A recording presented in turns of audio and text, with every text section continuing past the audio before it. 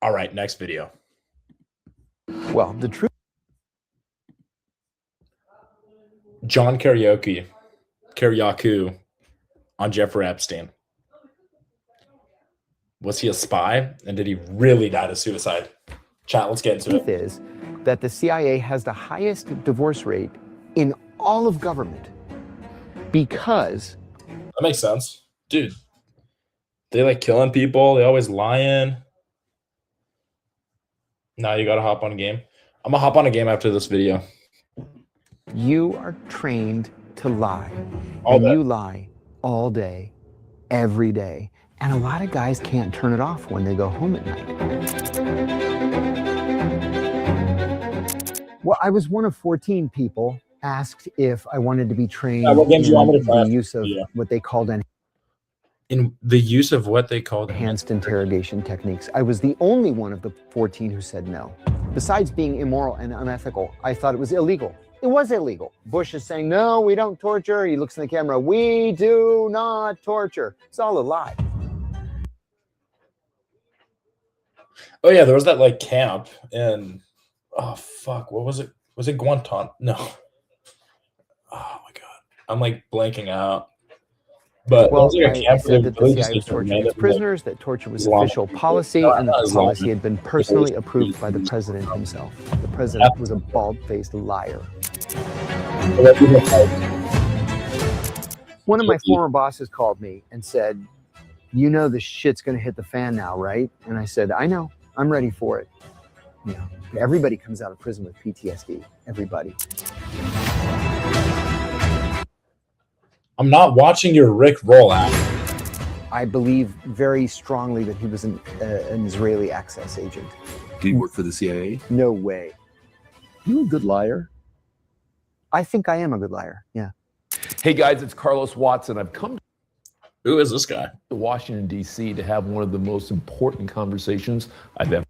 Take me all the way back. So you grew up where? I grew up in Newcastle, Pennsylvania. Outside of Pittsburgh? Yeah, it's about 45 minutes north of Pittsburgh. Low quiet town. Very quiet, dying. Yeah, dead now. Yeah, I've never heard of that. Dead now, coal mine, and that was pretty much it. When I was 9, I told my parents that I wanted to be a spy. I went to the spy museum in like 8th grade. Cool shit. They had like rat spies. I grew up. And they thought that was kind of cute. And they bought me walkie-talkies and disappearing ink, you know, little kid stuff. But then when I was 16, and I remember this very specifically. Do they actually use disappearing ink?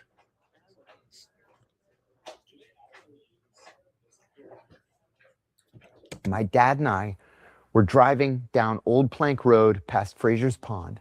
And I said, Dad, I've been thinking about it a lot. And I decided I want to be a spy in the Middle East. And he's like, oh, still with the spy? Yeah, that's what I'm saying. Your kid wants to be a spy in the, not just like a normal spy, a spy in the Middle East. Like, what? What? What are we like? That's like a really weird. Can't you be like a dentist or something? And I said, I want to be a spy. And I want to live in the Middle East. He's like, why? We've never been to the Middle East. And I said, I love their culture and their heritage and their poetry and their food and the sound of their language. I just want to immerse myself in it. Yeah, that's my reaction right there. What 11-year-old is saying this? Genuinely, what 11-year-old's like, Dad, I want to be a CIA spy in the Middle East. What? So I only applied to George Washington University because they were one of 3 schools in the country that had a Middle Eastern studies program. And so my dad got an application to Pitt, University of Pittsburgh, where he got his PhD. And he said, they have a terrific Soviet studies program and you can learn to speak Russian. I said, I don't want to learn to speak Russian. I don't care about Russia. I said, I want to go to like Egypt and Saudi Arabia. Chat, do you think it'd be cooler to spy on the Russians or Middle Eastern people?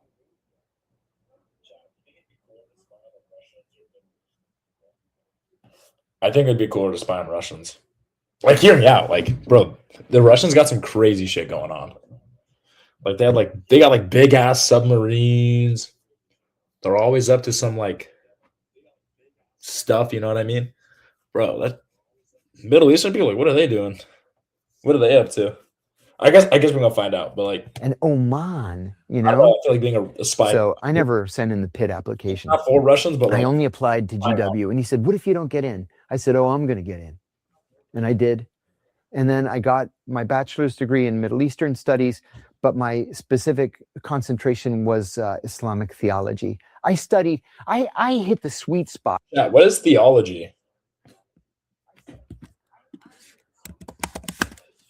What is theology? The systematic study of nature of God, divine attribute. Okay. At GW, because But you went into all this, you're telling me, knowing you were going to be a spy. You're saying in the way that kids know they want to be a doctor or a lawyer or an engineer from when you were not, and because of a movie or TV show, or like what happened? Great question. Great question.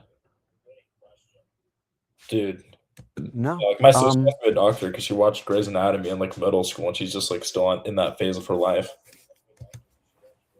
I don't know. My brother and I used to go around the neighborhood with the walkie-talkies, like reporting on what the neighbors were doing, right?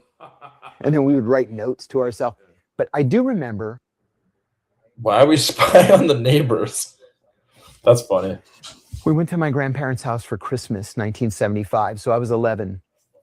And when we got there, my dad said, my grandfather says, did you see the news? And my dad says, what? He said, they killed the CIA man in Athens. And my dad said, no, I didn't see that. And I immediately perked up. And I said, what do you mean? What happened? And he said, there's some group, they killed the CIA man in Athens. And my grandfather said, the CIA man in Athens. Not a CIA man in Athens, the CIA man in Athens. I wonder how that guy was moving. Holy shit. He is the CIA agent in Athens. Come on now. He must have been spying on Greece. And my dad said, and even today, I think, how did my dad know that? But my dad said, oh, no, Dad, we have CIA people all around the world, and they work with those governments. He probably wasn't spying on Greece, and he wasn't. But I was like, oh, I was so excited, like, that's what I want to do. And then here's a CIA man dies in Greece, and he's like, I want to go do that. What? What? 30 years later, I'm in Greece working on the 17 November. He's in Greece. Holy shit. Task force to try to find the killers of Station Chief Richard Welch. And here's where the dream becomes real. The boy gets his shot, but dreams in the intelligence world come with a price. And so how good a spy were you? I really like the glitchy, like ominous editing. Makes it feel so like spy, like secretive.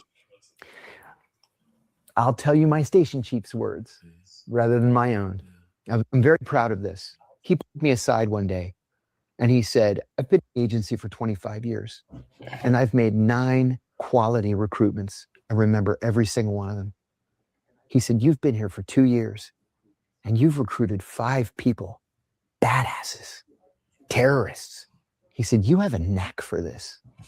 And so they go out and they recruit what?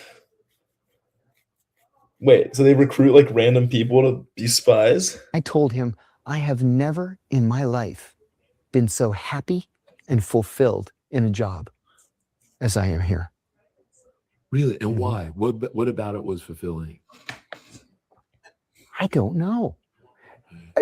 Bro, come on. It was the walkie-talkies. A couple of little things. Come on, it was the walkie-talkies. Every single day, it was something different. I remember telling my then girlfriend, who became my second wife, I remember telling her, I can't wait to get to work in the morning. I can't wait to see what I've missed from overnight. I remember. How long did that last for? Because that is a very special thing, and I think I've only had that like once or twice in life, and it wasn't actually work. It was summer school in third grade when I had two great friends, and I couldn't wait to get to summer school. Genuinely, I only enjoy going to school because of my friends. Like, I do the homework and I do the work and like all that. Like, I go to class, but it's low key so I can go see my friends. I'm like, I'm locked in. Like, obviously for my future, but like, I would like during COVID, I was so sad as a kid. I was so fucking fat and depressed. Because I thought that with Peter and Daniel, something magical could happen that day. But I haven't had that very often. I don't think most people have. No, I think most people have. How long did you have that? Lasted for 15 years for me. So for 15 years, you were fired up to go to work. Yeah, I remember I was at the agency 8 months, and it's August 2nd, 1990. The Iraqis have just invaded Kuwait 4 hours earlier. I get to the office early, and my boss says, "Don't take your jacket off. We're going to go to the White House." I said, "Cool. I've never been to the White House." I mean, as a tourist I had, but I'd never been there like for business. We get in a car. It's about. Are they not in the Middle East?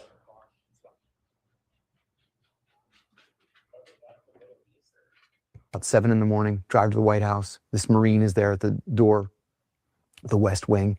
He escorts. Trump renovated the East Wing, right? Hold up. Pinto's here. I'll be back.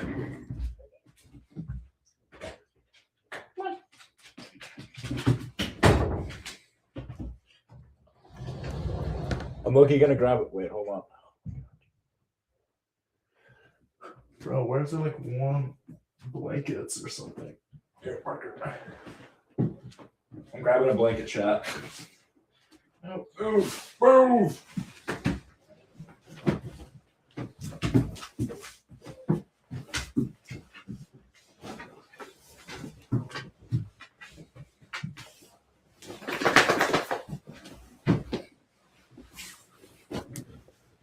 Oh, now I'm locked in. Now I'm really locked in. Us in straight into the Oval Office.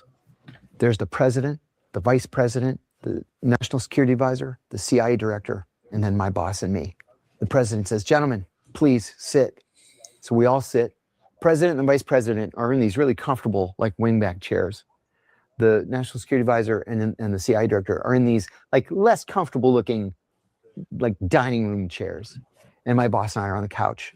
So we're sitting there and I'm looking around. And I remember saying to myself, my friends would never believe me if I told them where I was right now. Never believe me. So the president says, "Well, now what?" Oh, that's tough. I know he was hitting this. I know he had legs crossed, leaning back like this. I know that's what he was doing. What do we do? Come on. And then everybody turns and looks at me. And it took me a second. And I said, "Oh, Mr. President, as you know, Iraqi troops." I have chills right now thinking of it, just remembering it. I said, Iraqi troops crossed the Kuwaiti border at 2:00 in the morning. They seized the entirety of Kuwait. The royal family has fled to Saudi Arabia, blah, blah, blah, blah. And he says, to Saudi Arabia, blah, blah, blah. Wait, look at this guy's reaction.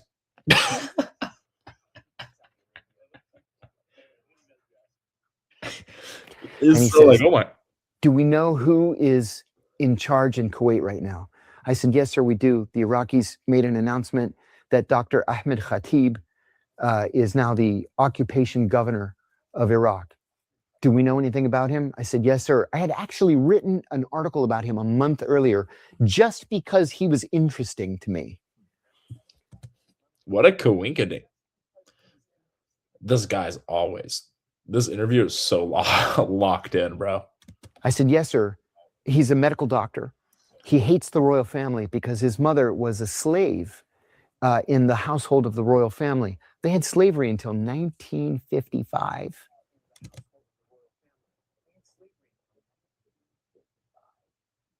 Damn, bro. 1955? in the on the Arabian Peninsula. So I said she was a That's Sudanese slave crazy. to sort of make up for it once slavery ended. McDonald's was a thing when these guys had slavery. They sent Ahmed to the American University of Beirut. He trained there as a doctor, but his college roommate was Georges Habash, and together they founded the Popular Front for the Liberation of Palestine. And the vice president says, "Jesus Christ," like that.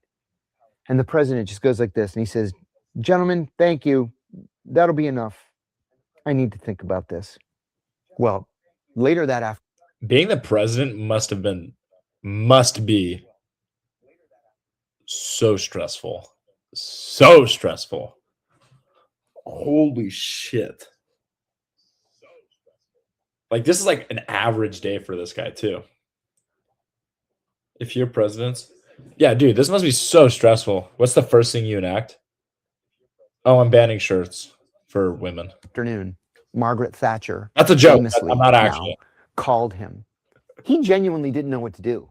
And you're talking about Papa Bush. Papa Bush. Yeah. And she said, "George." That's what they call him, Papa Bush. Now's not the time to go wobbly. Next thing you know, we have 6 aircraft carrier battle groups on their way to the Gulf, 250,000 ground troops. Me and Adam are And we locked, liberated bro. Kuwait, February 1991.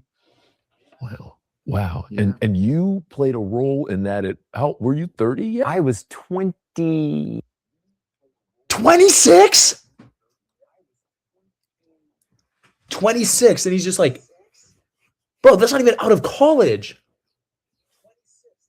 What? 26. And was there any part of you it's like, I shouldn't be here, I don't really know my God. what I'm saying? Oh, everybody has imposter syndrome. All of us did. I remember thinking, you know, You go to college when you're 18. Dude, not everyone goes to college when they're 18. Okay. Dude, what if that's not every degree? Like, say he was a doctor, like, you're still in, like, school.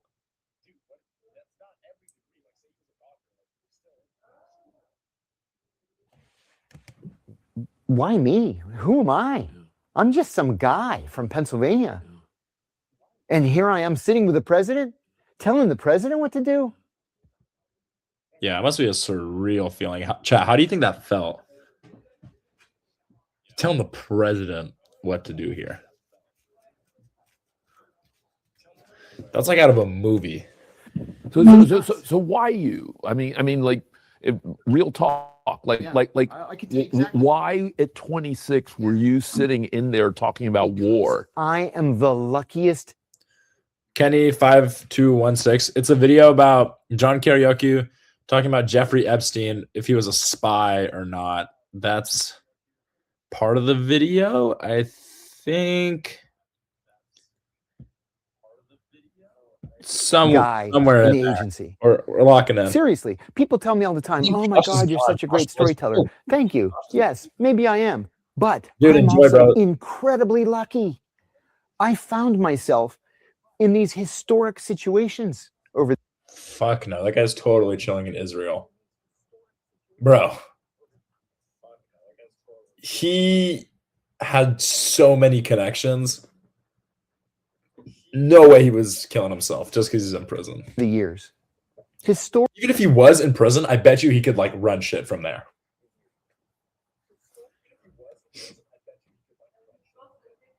Did he find to kill you? Maybe, bro. And I've been able to vocalize them. Guys, 15 years. If I'm in my room with 2 bullet holes in the back of my head and I've hung myself and I'm in the garage with my car turned on, I did not kill myself. Like, I did not kill myself, guys. John Kirikou loved his work, but then came the day that changed his life, 9/11. Like, I know that torture. I'm born September 12th. My mom held me in, so I wouldn't be born on 9/11. W mom, though. And the question around torture ends up becoming a place where you raise your hand and where you object. And I know that ultimately metastasized, but just give us a version of that for people who don't know the story. Well, I was one of 14 people asked if I wanted to be trained in the use of what they called enhanced interrogation techniques. I was the one of 14. The only one of the 14 who said no. I believed it was illegal. Besides being immoral and unethical, I thought it was illegal. It was illegal. It was clearly illegal. Any moron can read the law that we wrote, the Federal Torture Act of 1946. Anybody can read the United Nations Convention Against Torture and Cruel and Inhumane Treatment. And say you getting tortured, what do they have to do to get you to start talking? What do they have to do, bro? Skinning? How do you prepare yourself for that? 5 mil money? Nah. You can get, like, say I'm a spy, you can give me money. Waterboarding? I feel like I could get waterboarded and be okay. Like, I'm not that scared of. Oh my god. No, we start pulling out my fingernails. That's what I call it. I mean, it doesn't get any clearer than that. Take me through torture. Chat, hear me out. Plucking out my nipple hairs. So you're one of 14 people who they ask. They do that? They ask, do you want to get trained in this? And you're like, no, it's illegal. It's like a medieval bullshit. Buddy of mine in the Counterterrorism Center who happened to be a psychiatrist, MD, PhD, and a brigadier general in the Army. And we go to the same church, we're in the same men's group. He said to me one day, buddy, you know they call you the human rights guy behind your back. And I said, yeah, I know. And he said, you know that's not a compliment, right? And I said, Steve, I'm right and they're wrong. And I'm comfortable with my position. Well. Aura! W. John Kiriakou, bro. That was not the popular position to take. That's crazy. And so there wasn't other people that were like. They kind of squeezed me out. But I had done so well in Pakistan that I became the executive assistant to the deputy director for operations. So my career just continued to go straight up. So that was a big deal, though, to raise your hand on a question of principle. I was the only one. And your career still keeps going well? Because I had a rabbi who... My dad always says that. My dad always says, you don't need a mentor, you need a rabbi or an angel. That's it. Yeah. He sat... What does that even mean? ...at above the guys making these torture decisions. And he said, don't worry about it. He said, you did the right thing. He called it a slippery slope. He said, you know how these guys are. Somebody's going to kill a prisoner, and then they're going to go to prison. And what exactly were they doing? Like, I've heard the word waterboarding, but like for someone who, again, has never been in the room. Okay, so. Oh my God, he's about to explode. Let's say you are laying on this slab of granite right here, but it's slightly elevated, so your feet are a little bit higher than your head. They'll wrap your face and head in material, a towel, whatever.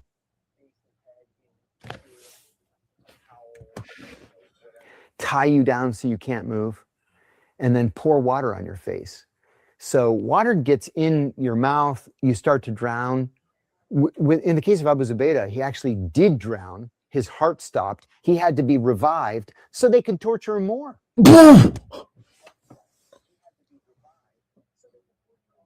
Oh my God, bro. Oh my God, bro. What is that? That's who we want to be, right? Ronald Reagan said, we're a shining city on a hill. We're this shining beacon of hope for human rights and civil liberties. But we torture people?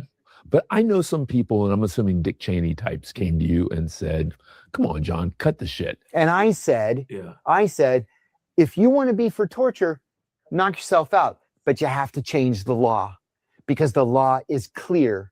We he's just a rule follower. Executed Japanese soldiers who had waterboarded American POWs in the Second World War. That was a death penalty crime. In January of 1968, the Washington Post ran a front page photograph of an American soldier waterboarding a North Vietnamese prisoner. Robert S. McNamara was the Secretary of Bro, this is getting deep. Defense. He ordered an investigation. Man, they That didn't soldier was arrested. waterboarding? He was convicted of torture and sent to Leavenworth for 20 years. But then in 2002, no, it's fine. It's all legal. But help people who are at home, because here's what they're hearing. They're hearing we got bombed in multiple places. They could do it again, and they want to do it again. They've got all sorts of weaponry that we don't know about. And it could happen at an airport, it could happen at a school, it could happen anywhere. And so if these guys over here have to do whatever they have to do in order to get the information to stop more people from getting hurt, let them do it. And let's not pretend that the world is a fair, easy. Devil's advocate. Yeah. No, but there's better ways of going about it. You know, like you don't just like place torture. They got to do whatever they've got to do. Yeah. And so what do you say to that? Like in communist China, you mean? Or in the Soviet Union? I don't want to live in that society. We're a nation of laws. And if you don't like the law, we have constitutional mechanisms by which to change it. You know, don't hide. Be proud that you like torture and you want to torture people. Be proud that you're one of the fathers. Yeah, dude. That shows that like they know it's fucked up. Of a torture program. Because it's going to be in their obituaries. Does torture work? No. See, and that's the biggest thing. There's no way it doesn't actually work. Chat, you're serious? Torture doesn't work, bro? You start pulling my fingernails, I'm yapping. Even if you think, well, you know, these guys are really bad. They mean you waterboard me, bro? I'm saying this. Like, I'm like, yeah, I got all the information. Let me drop it. Heinous harm, they're murderers, mass murderers. Okay, fine. It doesn't work. That's why, you know, after I left the agency, I went to the Senate Foreign Relations Committee. I was the senior investigator there. And I was working for John Kerry. And his office in the Russell Senate office building was directly next to John McCain's. And every single time McCain would see me, he would go out of his way to come and shake my hand and say, "Hi, John, how are you?" I'd say, "I'm great, Senator. How are you doing? Good to see you again." And finally, Kerry said to me one day, "Why don't you and McCain get a room or something?" And I said, "No." I said, "We have a connection over torture because he knows that I'm right." He knows because he lived it. They tortured him and he gave them all shit. They said, "Who are the people in your, you know, battalion or platoon or whatever?" And then he just named the, you know, offensive line of the 1964 Green Bay. Oh my God. Yeah, wait. You could just say bullshit. Packers. Wait, but do you think like at the beginning they're asking like questions that they know the answer to? That's like what I would do. Like if I would never torture someone, but if I was in that situation, I'd be like, say some like bullshit that like they obviously like you know that the answer to, like do that for like an hour. So then, you know, when people that we're torturing give us this meaningless information, we bog down analysts for months trying to get through it. What's nonsense? What's real? You know, what's a half-truth? Because they're going to tell you anything they think you want to hear just to get you to stop torturing them. So when people that makes sense. People tell us that they did get real stuff for some of these top guys. But like, can't you just call bullshit? Like, you're saying that that's bullshit. It's bullshit. That they did not get actionable. FBI got the actionable intelligence. And the way they did it was by saying, "Would you like a cup of coffee? If you're really good, you tell me what I want to know. I'll let you write a letter to your mom and dad. Would you like a cigarette or an orange?" And you establish a rapport with people. And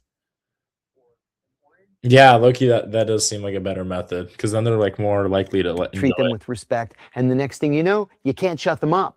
Even seasoned hardcore, especially seasoned hardcore terrorists, because they know that the gig is up.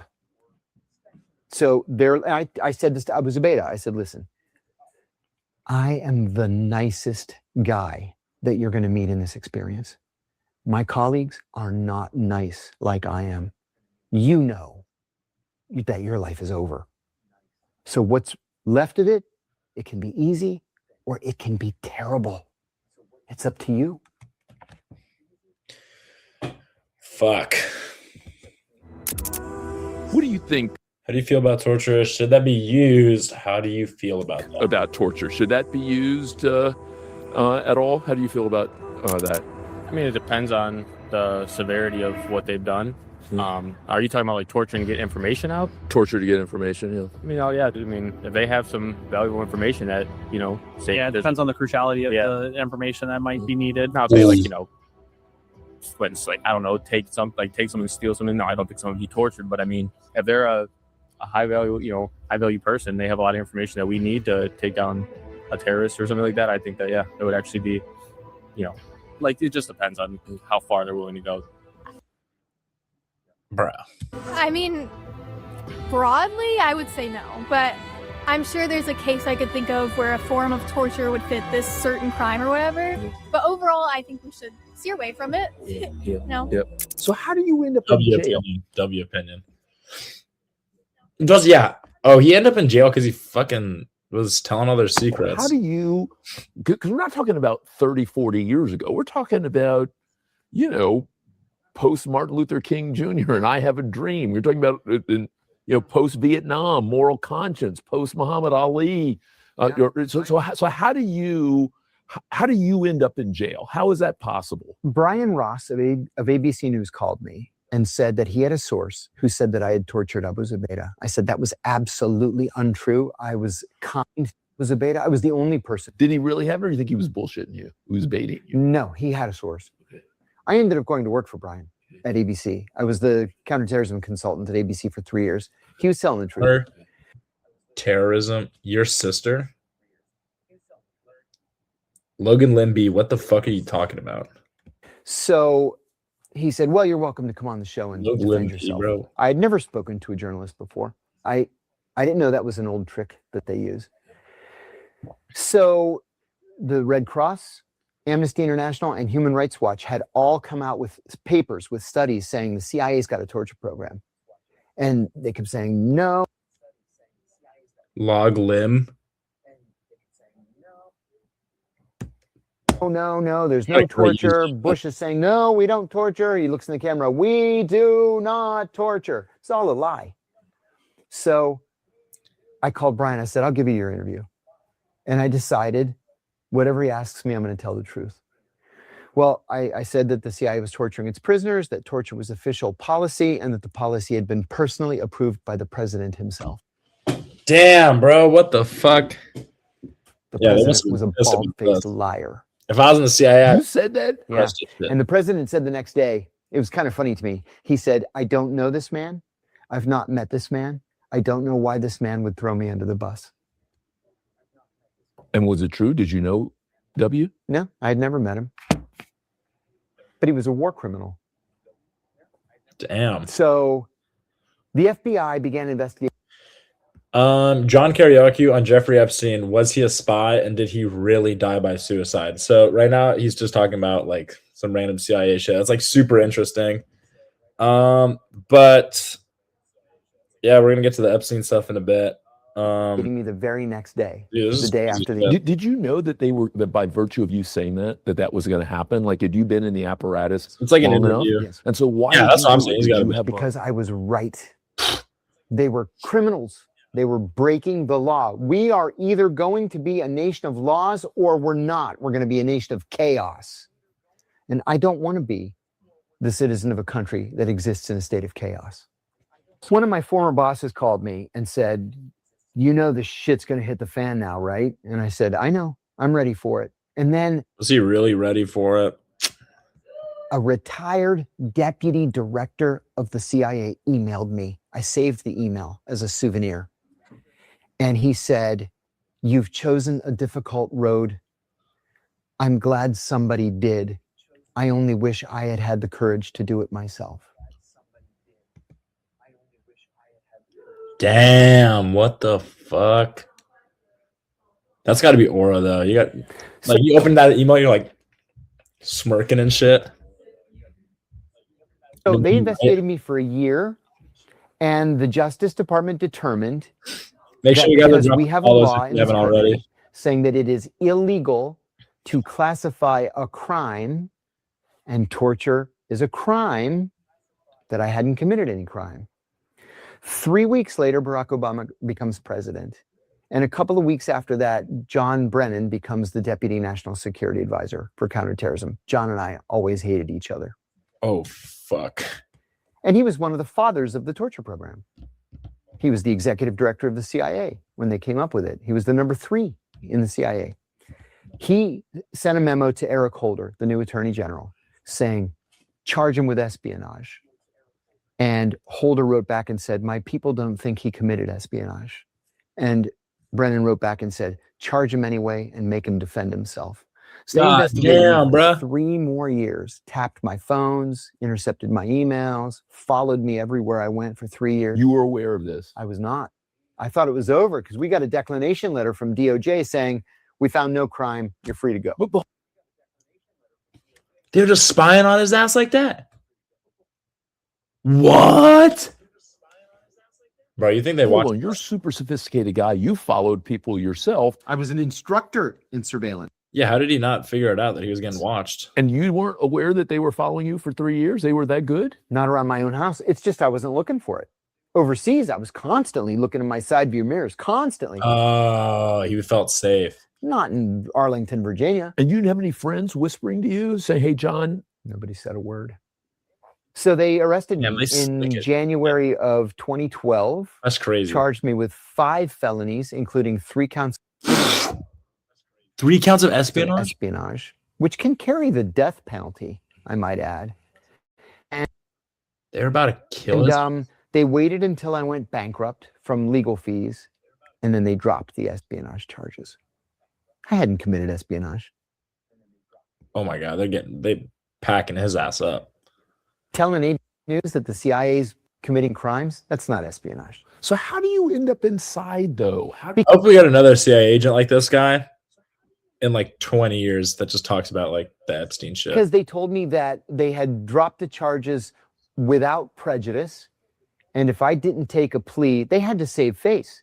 If I didn't take a plea to a lesser charge, they were going to recharge me with espionage. If I'm convicted of espionage, what am I looking at? And they said 12 to 18 years. Take the deal. One of my, a little angry with me, and he got right in my face and he said, you know what your problem is? Your problem is you think this is about justice, and it's not about justice. It's about mitigating damage. Take the deal. So I took the deal. In retrospect, did you do the right thing? This is actually crazy, bro. Yeah. You should have taken I'm at a loss for words about like this is just such a crazy story. So dude, you must have been so stressed. 5 kids. You should have taken the deal. Absolutely. Because you can't win. They have a literally unlimited budget. They charged me in a federal court where no national security defendant has ever won a case. And overall, the DOJ, according to ProPublica, wins 98.2%. Oh my God. Cases. Yeah. That's crazy. And most Americans don't know that. Yeah. You don't have a chance. And so what We fucked, bro. We fucked. was prison like for you, for a former CIA officer? He got like raped, like he dropped the soap in prison. Groundhog. This guy, no, he's got to know. I was lucky in that I used my CIA training to stay safe. I made strategic alliances from the minute I walked through the door. Was there a chance you would not have been safe? Oh, yeah. Really? People are generally pretty stupid in prison. And CIA, FBI, you're all cops to them. And if you're a cop, you're going to get a beat down. So you get out and you're a normal, healthy person, or? No, you know, this is the thing about being released from prison. You think you can step back into your life again, and you can't. Your life is never going to be the same. Because? Because you're not the same. You know, everybody comes out of prison with PTSD. Everybody. I can't tell you how many times I woke up in the middle of the night having the same dream that it's count time, and I find myself outside the prison, and I have to figure out how to get back in to be in my bunk in time for count time, or they're going to send me to solitary. And I can't figure out how to get back inside. a dream for 2 years after I got out. But then, it That's wears off and you start thinking about patching together a career, and my marriage didn't survive it. But Sorry. yeah, me too. Thank you. Yeah. But highest divorce rate, bro. He said at the beginning of the video. Who are you today? I like who I am. I'm not perfect. I can be. That's one of the biggest thing in life, bro. You can't aim to be perfect because like it's impossible to be perfect. You know what I mean? Like there's beauty in imperfection. a judgmental asshole. I kind of live by that. But on this one issue, I was right and they were wrong. The director of counterterrorism at the CIA, the night before I went to prison, tweeted at me, and he said, "Don't drop the soap, ha ha ha," with a laughing emoji. He tweeted that? And I gave myself an hour or two to calm down, and then I tweeted back. Oh my God. And I said, "Jose, I am on the right side of history, and you are not." And then I went to prison. Oh, what's up? Is it the pressure of, because people like me only get to see it on TV or in the movies. Yeah. Is that job that pressurized, meaning that if as a couple you hadn't had the kind of heavy duty job you had, could you guys have worked through it? Or does that job do such damage to marriages and then you also it How you doing? shakes your I'm doing good. emotions Just so that watching when you the do video. come to a mountain like that, you can't get over it? No, that's a good question, and I'll answer it by There's telling you no a way you story. survive being So when I was in Pakistan, I was the no way chief of you're counterterrorism operations. I'm gonna say it again. It's John Kiriakou on Jeffrey Epstein. Was he a spy and did he really die by suicide? They actually haven't talked about Epstein yet, but Extraordinarily they better. high stress, high threat job, and Pretty crazy. He's just talking the about hours were ridiculous. He's Like a if space you spy. worked only 12 hours a day, people would want to know, "You feeling okay? Like what's the problem?" Right? So I would get in around 7 in the morning thinking I'm going to work until 8 or 9 anyway. So I'd get in at 7 in the morning. We had something called a trunk line where the unclassified phones in the office were connected to a Washington exchange. So even though I'm in Pakistan, I've got a 202 number, and I can dial a 202 number like a local call. So I would get in before everybody else, and I would always call my then girlfriend, my post-divorce girlfriend, who became my second wife. She was a senior CIA officer. So I would always officer my post-divorce girlfriend, who became my second wife. She was a senior CIA officer. Okay, that's the only way you can make it work. If you're both like tapped in on that shit. Or else like, bro, someone on the outside, like there's no way that works. So I would always end our conversations by saying, "Okay, love you, mwah," and hang up. Yeah. And one of the old timers, there were 7 old men who worked for me. They were all like very senior intelligence service level officers. All of them had been at least director of Near Eastern operations. One of them had been the deputy director of the CIA. And they all volunteered to come back as contractors after 9/11 just for patriotic reasons. But if you're a contractor, you can't have a management position. So they worked for me, which is... That must have been interesting. I learned more from those guys in 6 months than I learned in the rest of the entirety of my... Fuck you, bro. The stream is so interesting. This is not boring, bro. Career. But anyway, one of them heard me finish the call and hang up. Fucking flee. And he says, "So, I hop on hell. Are there wedding bells in the future?" I'm gonna play the finals of the video. I don't know. I just got divorced and I'm kind of afraid of being a 2-time loser. And he says, "2-time loser? Jim, how many times have you been married?" He says, 4 for me. Dave. Whoa. 4? How many times have you been married? I got 5. 5? Bill, how many times have you been married? 3. And he says, "And I got 4. Don't worry about being a 2-time loser. It comes with the job." Oh my God. 3 to bro. Well, the truth is that the CIA has the highest divorce rate in all of government because sense. You are trained to lie, and you lie all day, every day. Yeah, And your a lot of life. guys can't turn it off when they go home at night. Bob Kennedy told me a story that just sticks right here in the front of my head. He said on November 22nd, 1963, that terrible day, his mother picked him up from school early. He was in 6th or 7th grade. She picked him up from school early and brought him back home. They lived in McLean, Virginia, at a house that they called Hickory Hill. So the Kennedys were very, very close to the CIA director and his wife, John McCone. And Mrs. McCone. How old is this dude? Like, he's talking about like the 1970s. Had died and, like, of breast cancer 6 90s. months earlier. And the Kennedys were worried about Director McCone. They were worried that he was going to harm himself. And so they invited him to dinner every single night, 7 days a week. And after dinner, he and Bobby Kennedy Sr. would go for a swim. Oh, So that's nice. when Bob Jr. and his mom get to the house, he said he got out of the car. His dad and Director McCone were standing in the driveway.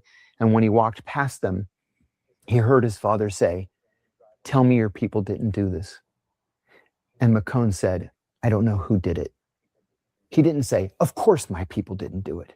He said, "I don't know who did it." What? And I think that with what we know now, I think it's safe to assume that there were elements of the CIA. It was not an official formal CIA policy, XV, kill the president. I think that there were elements of the CIA that were probably involved. And I'll add one other thing. Oh my When I was stationed God. in Pakistan, the oldest of the old timers that I worked with was this. Yo, that's fucking nuts. Oh my, bro. Legendary officer. To tell you the truth, when I got there, I didn't get his last name. So I only called him Gene. "Hi, John, this is Gene. Gene, this is John." I said, "Hi, Gene, nice to know you. Good to work with you." And I was there for weeks until somebody said, I asked a question and somebody said, "Ask Gately." I said, "Who's Gately?" "Gene." I said, "Gene is Gene Gately?"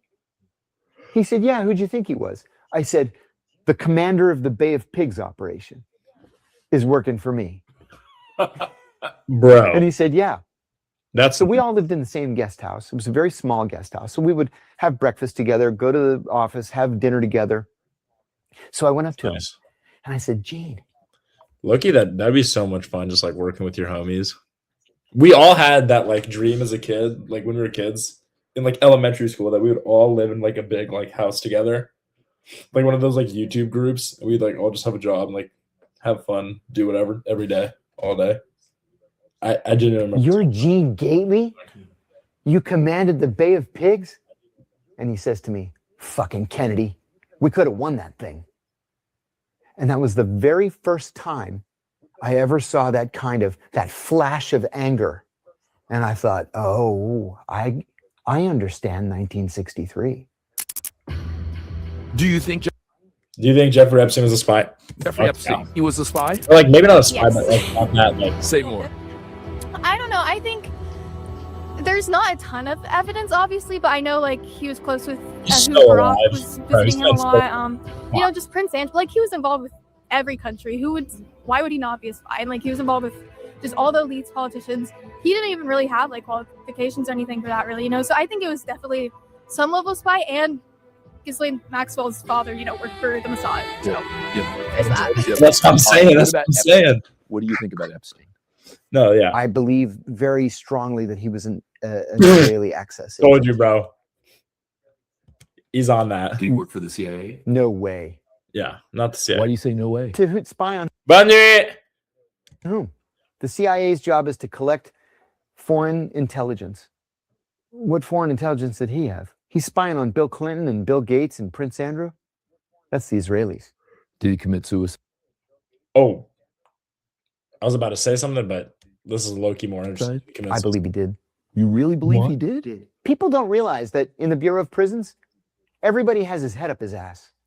The cameras never work. The guards are always sound asleep. This happens all the time. These suicides, they happen like literally every day in American prisons. every day. You know, when the only qualifications to be a prison guard are you have to be working on a GED or better and no felony convictions, you know, you get what you pay for. Last question. Are you No, but you think they'd be watching Epstein a little a better. good liar? I think I am a good liar. Yeah. Why? Why am I a good liar? Because deep down, I believe we're the good guys. And lying in service of my country was something that I became good at. Hey guys, it's Carlos Watson. Thank you so much for helping me build W this new videos, guys. podcast. W videos. I love what Right. we're doing here. I'm so proud of the team.